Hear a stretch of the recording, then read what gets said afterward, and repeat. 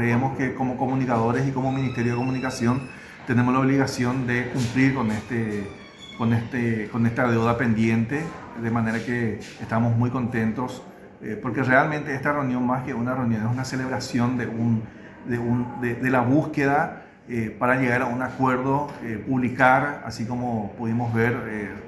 una coma puede variar, puede modificar un texto, y muy fructífera realmente la conversación con los líderes de la comunidad Samocase, del pueblo Sanapaná, que hoy acordamos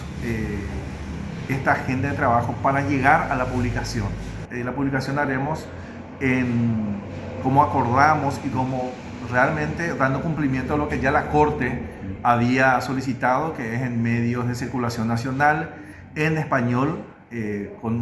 apelando un poco a lo que es la tecnología. Los espacios son reducidos, pero vamos a incluir el QR donde estará toda la sentencia para que toda aquella persona que quiera estudiar incluso pueda encontrar lo que es el caso de la comunidad indígena Samocase en español, en Sanapaná, y después a través de plataformas digitales también en guaraní y en Enset. Entonces, y a eso sumaremos obviamente pequeños podcasts que estarán circulando a través del grupo de WhatsApp, en redes sociales, grabados en las 4 lenguas, de manera que